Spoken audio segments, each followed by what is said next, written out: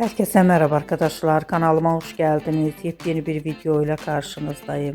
Arkadaşlar bugünkü videomuzda başarılı ve karizmatik oyuncumuz Can Yaman'dan yepyeni görüntüler geldi. Can Yaman'ın katıldığı programdan olan muhteşem görüntülerini sizler için YouTube kanalımda video halinde sunuyorum.